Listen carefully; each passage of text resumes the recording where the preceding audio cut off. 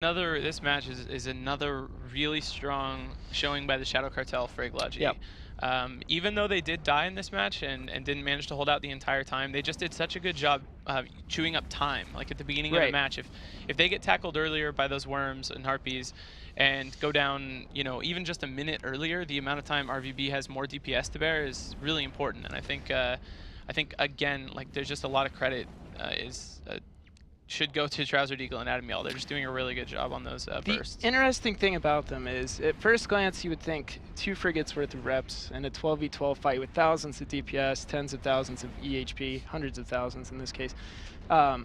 You wouldn't think they make a huge impact, but if nothing else, to your point, they force a decision on the part of RVB. Yeah. Do they use their substantial support wing DPS on the primary to help sink it quicker, or do they commit to those bursts and risk just sort of getting goose chased into wasting damage, which they did? Yeah. Somehow Gargant using the phrase bumbling mess actually turned me into one. But yeah, good. Enunciating, it's difficult. You weren't one before at all. Thanks. You're welcome. I sense the sincerity in that. From here, as this worm burns around and again gives us time to catch up. How you doing? I'm pretty good. I'm pretty good. Knee feeling a lot better today. Good. Haven't found any spiders in my house today. Well, to be fair, I haven't been home a lot, but yeah, no, they're there. I mean, I know. That one didn't just show up randomly. Like he had a family. He had a family. And if you guys don't know what we're talking about, just Google news about Kill 2 and spiders, and you'll find out. Yeah, it's pretty impressive. Front page news. When I find a bug at my house and I run out in the street and tell people about it, the police come and tell me I need to stay inside. Or at least say, you're a bumbling mess, Squeebles. Go back inside. They do. They do. I wish this worm would have died before we got too far into this, but he's still going. And his last name is Aderon. You know he's a good pilot based on that last name. I have something I thought about saying, but I think he might die really quickly and I won't get to finish it, so I'm just going to hold off. No, start it. Nah, he's overheating. You're good. Go. Look, he just got target painted as well. Yeah, but he's going 4K. Oh, okay. You were right. He's going 4K. He's going really fast. He's Why going are Worms so fast? He doesn't even have links right now. Yeah, you know, Worms actually is a frigate. Oh. What? He's doing damage as well. Like, King Rudel just took a bunch of damage. All right. Match over. Rest in peace. Sorry to see RVB head out of the tournament. They're always fun to watch. Good job, Shadow Cartel. We'll go back to the desk and see you guys in a few.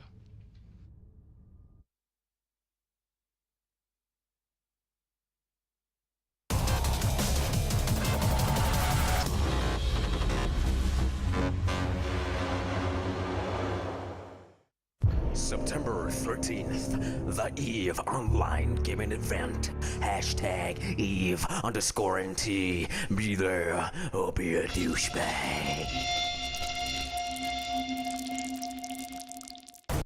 Ruffin tips it away.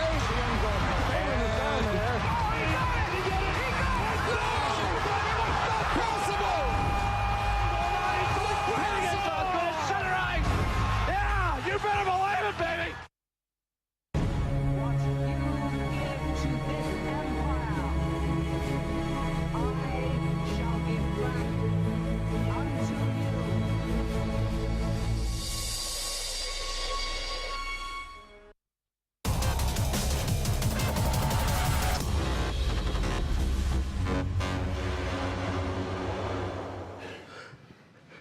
So now that we've come back from the commentator booth containing the man who balanced the worm and can't believe how fast it goes, I'm saddened to see RVB go, but we made the right call. I'm especially, you guys made the right call. I'm now just like 3 wrong, 1 right for the second half. That's where I'm at too, so I feel you.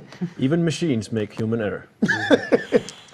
So, what do we want to say about this match? Shadow Cartel displayed superiority like, I don't know. I don't even know. Shadow Cartel are just tearing it up this tournament. Yes. Like, it's absolutely insane. They lost the closest match to PL, and they've just been nuking everyone else. Everyone else that's played them has looked a league below them. And like, you know, Shadow Cartel are totally going to make it into the losers bracket. They should be even scarier now because they went an entire match without boundary violating. Yes. I know they've learned. Right? So they're improving. They like leveled up there. Yeah. Their tactics are evolving. The team, I think, did a great job of winning the downpour right away and taking advantage of those damps that they had. They were able to eliminate the missile damage from the rattlesnakes right off the bat. They were able to prevent the Simi from getting a lot of reps. So even though the Simi reps a lot more, his reps were delayed because he had to move within range. And that really got them those early kills a lot faster, and then it snowballed from there. I think this is again like the power of the Logifrig team. Yes. And it's so few points in your Logi, and it's so much DPS everywhere else. You know, we saw that Carol could get nuked, and the best thing is Shadow Cartel obviously really know Logifrig setups, like really well. They went on the field, they're just going to nuke that Simulated Light DPS. Nope, they went straight for Caracals because the Rapid Light Caracal is a threat to the Logifrigs. They need to get them off field. Once that was gone, that was when they started picking apart the rest of the team. I was going to say, it makes me wonder if we're going to start seeing more Logifrig setups later in the tournament from teams that maybe haven't practiced them but want to get on the train. I guess we're coming close to the end of the weekend here with that, so maybe they'll have a week to practice. But if, you know, later today teams are panicking going, God, that's really good, maybe we need to re-theory craft last minute. Because that would be disastrous. They have a week, though. For next week, if you survive this weekend, yes, if you haven't been practicing with Logifrig, you definitely want to be getting some practice in with them.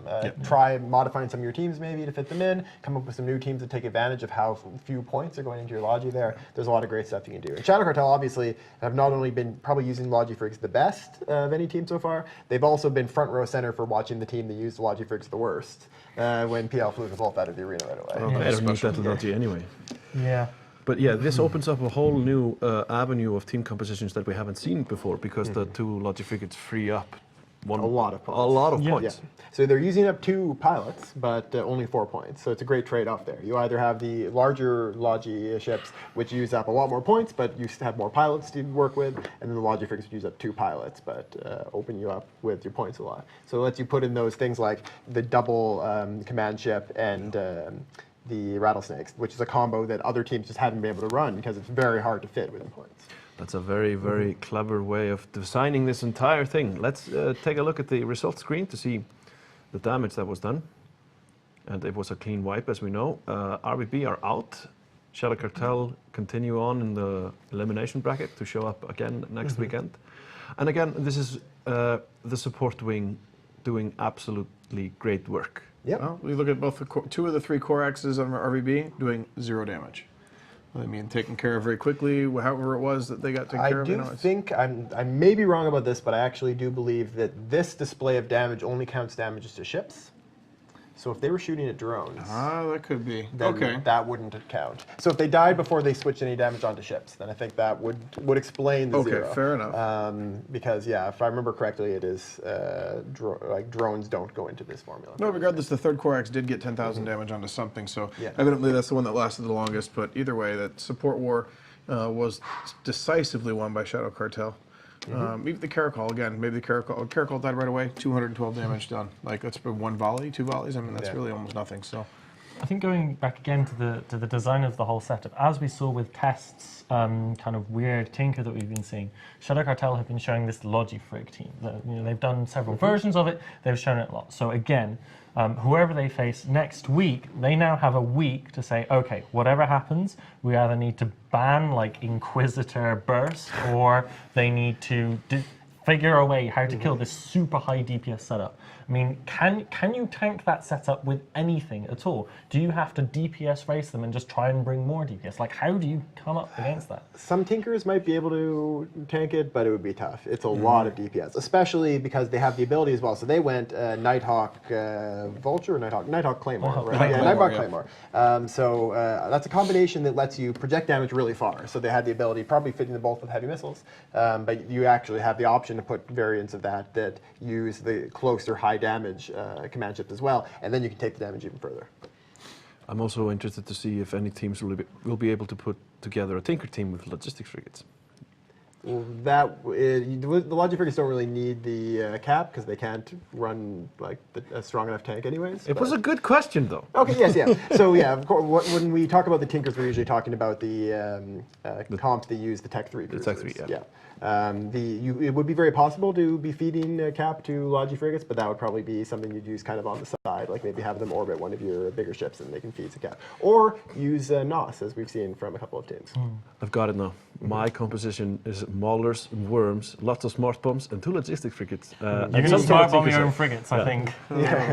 Don't question my genius. We move on to the next match, which is going to be Afterlife versus CVA. Another great match. Dot, isn't it?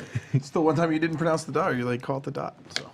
Oh, I didn't write it down. Afterlife has been performing well enough that we can ignore the dot. Oh, okay. They've evolved to the point where we just pretend they don't have a dot. That's a good That's a good. That's their honor at this point. Yeah. Right. When you earn our respect, you lose your dot. They're honorarily just Afterlife. Yeah, you've earned our respect. But I mean, both of Afterlife. these teams have earned our respect, I think. Yes, Like, CVA. I'm super looking forward to seeing them fly again. And I'm really interested to see the bans because CVA's had, of course, people ban out, we've seen people ban out the CVA setup that was so strong when Fourth was going to use it. But it'd be interesting to see if Afterlife decide to ban out the. I really hope CVA have something else up their sleeve. I would be disappointed to see if they're a one-trick kind of pony here. That was a great setup from them, but I want to see something else. I feel like that's something that any opponent that goes up against them now is at least going to have an idea of what to do against it. So We've seen them use the Sleipner Gila team as well. that is true. Yeah. Common bans again, though. You would expect one of those. And they have to bring something new. Yeah, I mean. So Afterlife have banned the Tango and the Loki. Oh, they just don't want to tinker. Okay. Okay. Just don't want to shield tinker, and CVA banned the Celestis and the EOS. So it sounds to me, I mean, I would almost guess Afterlife are baiting in that Damnation Sacrilege combo. They banned out shield logistics and left armor wide open. So maybe they want to see that, and maybe they do have a counter, or maybe they just didn't want to see a shield tinker because that's what they couldn't beat with the setup they're bringing. So. Yeah, a drone and speed team that kites a lot would be something that would actually have trouble versus the Tinker, but would potentially do quite well against the Damnation Sacrilege team. Maybe CVA are going to pull something out that we don't even suspect they have. CVA do that to us. I'm just afraid that if they didn't pull it out against Hydra, they're not going to pull it out. They don't have something to pull out here. That's what worries me. But we'll see. What are your guys' predictions? I'm going to go with. Well, we're at the point where it's kind of winner versus loser from the previous day. So I had no idea really when I picked these. So I have CVA circled. So CVA will win. I agree. Yeah, I've also got CVA circled, and although this is very close, my heart is definitely with CVA because they are such an entertaining team. Well, how's this? The entire desk is in agreement. I have CVA circled as well. Therefore, they are doomed. Oh, right? Sorry. You bats are going to mess up my score. Let's go into space and see what happens.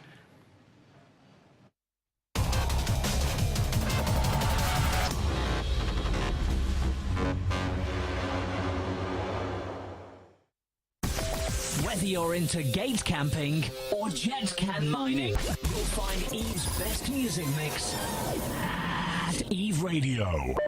Visit www.eve-radio.com today.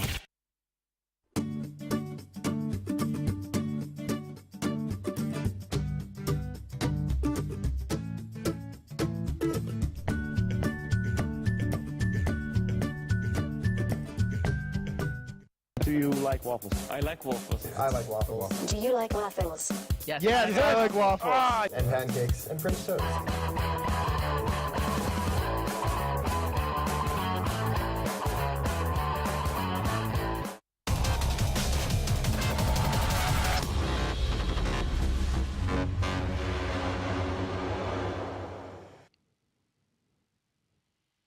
And welcome back to the 102nd match of the Alliance Tournament 12. I'm Sir Squeebles here with CCP Rise to bring you CVA against the Afterlife Dot. I'm adding it back in because I don't like the comp. I'm very interested to see how the comp does. Afterlife, maybe one of the few teams that doesn't allows healers through and then doesn't bring them. Yeah, that is strange. It's kind of a strange choice. CVA taking those healers though, bringing the Sleipner and Hela comp that they've shown before, I believe. So with a Scimitar and a bunch of Moluses. Afterlife going with a double Armageddon setup with an Astarte, an Ishtar, Oniros, 3 Moluses of their own, and some other small support, Vengeance, Malediction, Merlin. So the things Afterlife have that going is literally for them? the spider that was in my house and is on the front page of Oh, Icelandic news whoa. website. So I don't mean to creep you guys out, but I had to deal with that personally. I don't like it being on the screen that's closest to me. I let it loose in Iceland, and now there's many. I mean, that thing is huge. Yeah, there's a lot of I thought you scared were Icelanders. exaggerating because you're a little dramatic at times, no offense, but... so the things Afterlife have going for them, 3 Moluses. That's huge. And you can see already that that's playing a part. Unfortunately, CVA has those Gilas, which don't necessarily need their lock to apply the drone DPS. The issue is going to be Afterlife doesn't have a tremendous amount of damage. I mean, Armageddons are nothing to laugh at. They have the Astarte and the Ishtar. They can both project fairly well if the Astarte is railgun fit, and he very well may be. He should be, I think, in this setup. But they have to actually kill something. They can't play this defensive game. The Geddons are really scary. CVA should not come in on them, and it doesn't look like they're going to. No, they're definitely holding back. But Afterlife actually kind of hesitating as well. They've just sent the drones across the field. They actually held those for a while too. But now the full drones setup from Afterlife getting over there, mostly geckos, but some small drones of course too. And they are applying damage to the Scimitar, but geckos coming out of an Armageddon, they have no speed buff, they have no EHP buff. So even though those drones are powerful, this Scimitar is going 2,000, 2,400. He's going really quickly. He's going to mitigate a lot of damage. So I think that's a risk. I mean, he still is taking shots somehow. Maybe cruise missiles on the Geddons I haven't seen. I really don't see anything else going across. I guess I can check and see if the Geddons have turrets. But these Geddons need to be doing something though, because at Amar Battleship level 5, they can cover 37 kilometers radius with their nukes. Yeah. If they just split themselves up a little bit, if they're trying to corral the CVA team, they can cover a huge chunk of the arena and catch somebody out with a heavy nuke. It looks like they might be starting to do that. They're drifting a little bit forward, but not quickly. And I don't think they're propless, so they need to get moving and not sit right on top of each other. I don't know if they are propless, but for now they haven't used any MWDs. They're just drifting 100 meters a second towards the CVA team, trying to sort of back them up against the arena edge, but doing it really, really slowly. And in the meantime, hats off to Star Gunner in the CVA Scimitar. He's doing a really good job keeping the drones away from him, keeping his shields up, and even getting some reps onto his support. He's you know, keeping that Mollis alive, and the Merlin as well now. I think he's doing a really superb job up to this point, but CVA need to find some damage, and there we go. And there's a little bit of it onto Voldemir and the Mollis. Those reps are coming through, but it took a long time. Oh, it took too long. In fact, he's dead. So now we have 2 Mollises against 3 Mollises. As CVA, if they can clear another Mollis and gain the damp superiority to pressure those Geddons, they have a chance of going in. But something's hitting the Scimitar. Yeah, I have to imagine that's the Ishtar and the Rail Astarte. I mean, he just slowed down. I think he either got close to the edge or just ran out of cap. Like eventually caps becomes an issue. And you can see he's sped up again now, so the damage will taper off a bit, but it's not easy for him to just sustain this like constant kiting of these drones for the whole map, and and now it's really starting to be obvious as he goes into armor. That is really surprising. I mean, the Ishtar drones will be able to keep up with them. Small drones off of anything else that has small drones. Maybe did the Geddons switch drone payloads? I mean, it's actually possible. There's quite a few like Valkyries. augmented hobgoblins and warriors and Valkyries. Okay. So the Geddons were smart. I mean, there's no way that a Gecko can keep up with him at 3,200 and apply that consistently. Down he goes. The Armageddon deployed Afterlife, new drones, and it worked. Yeah, just being happy to sit here, keep control of the damp war. These Mollises on the CVA side not getting to do very much of anything. We did see the Geddon speed up for a while. You can see one still going 500 there, so I'm going to zoom over and see what they're up to. But continuing to just put pressure onto the CVA team, and for some reason CVA not able to get any damage back, and now a web on one of the Gilas, and the difficult thing if you're on the CVA team is you cannot let yourself get under the Geddon newts, and just as I say that, simultaneously Gila's getting newted.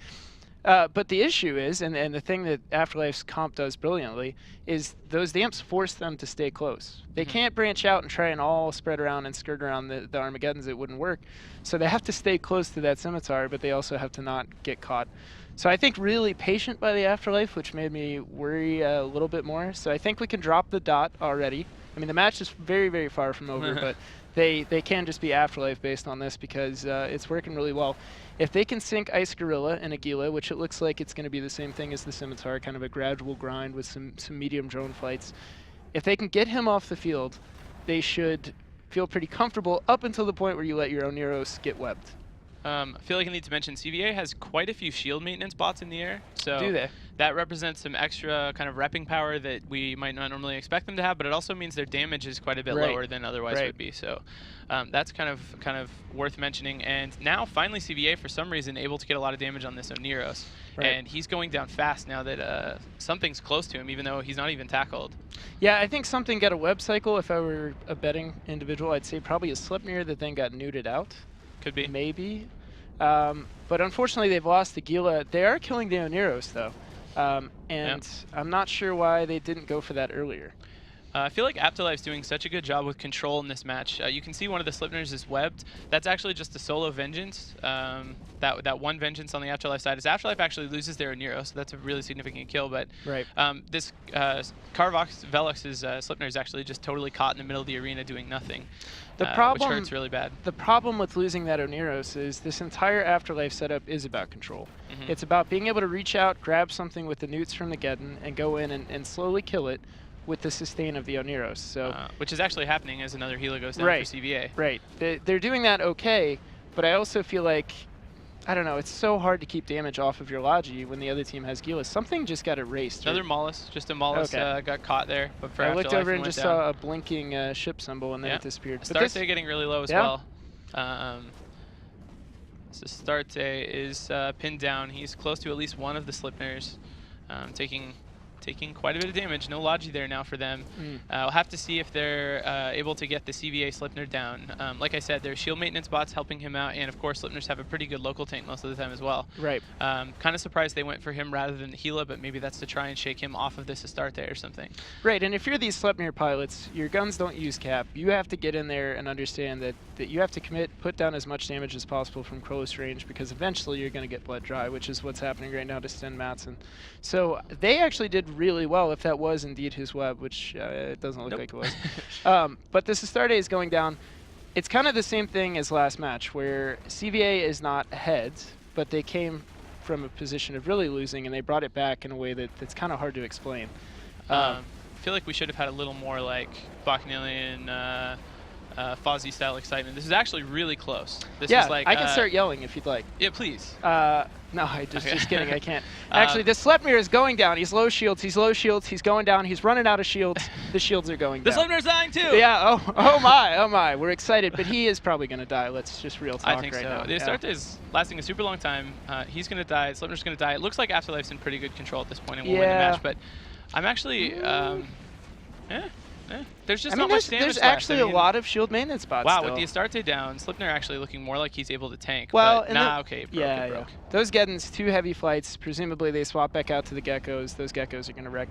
Yeah, but it is impressive actually. How CVA, they lost a lot really early. Yeah. I think they didn't abuse the Gilas like they should have. So you mentioned that Afterlife didn't ban them out. CVA took advantage. One of the great things about Gilas is you can send those drones across the map no matter what your range, as long as you can target and you have the drone control.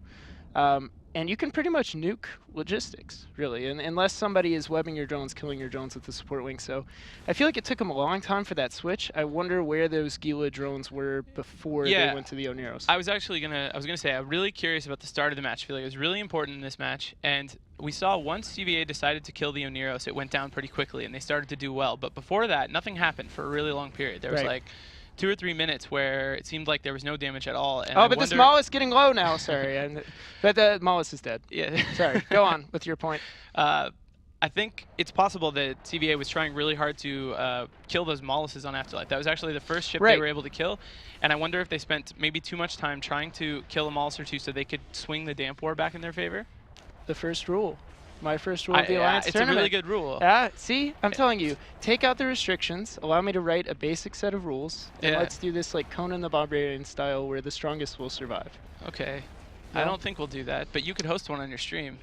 You could have Tengu flagships. Yeah, but maybe. Okay. Ooh, a Tengu flagship. That would be really good. It would.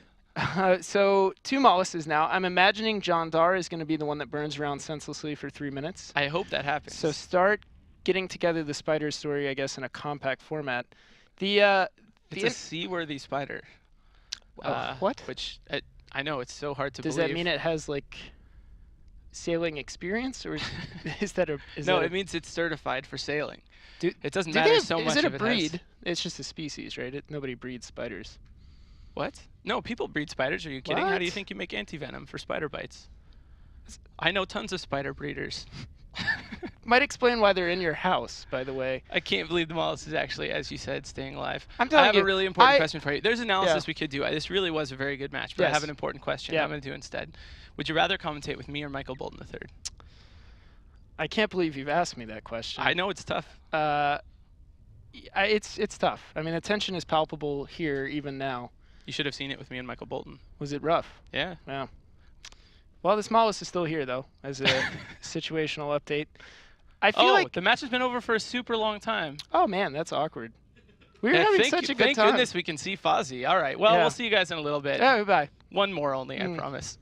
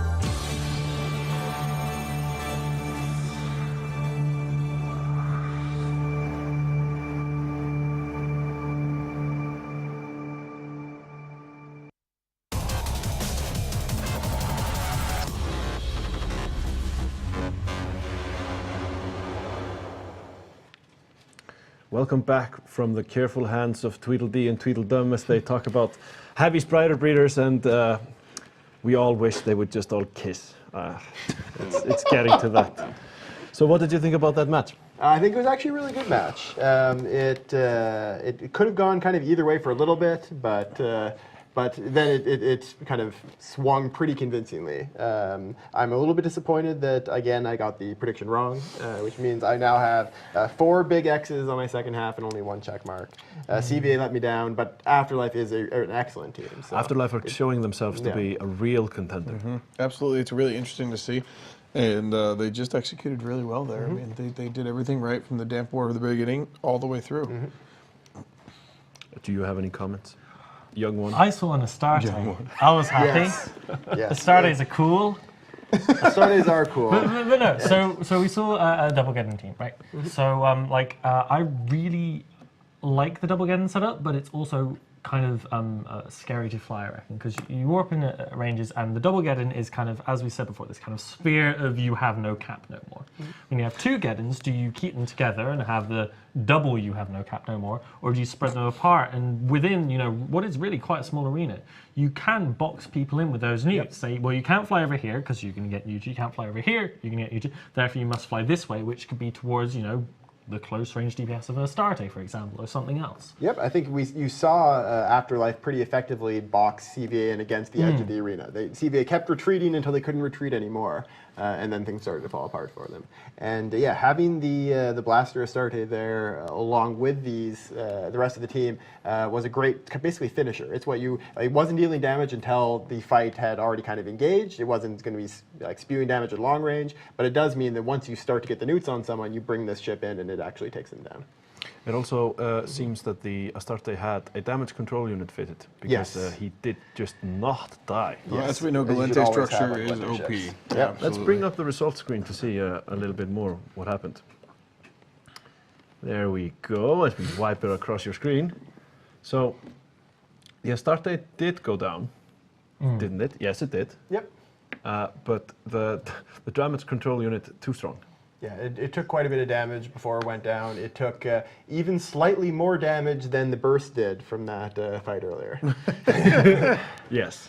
Yeah, and as you'd expect. What's interesting to notice is how much damage the CVA ships took. They did a really good job of tanking for a long time. That was a lot of damage applied. I mean, those Sleipnirs, 40,000, 41,000. Even the Helix was 25, 22, 29. So there was a lot of work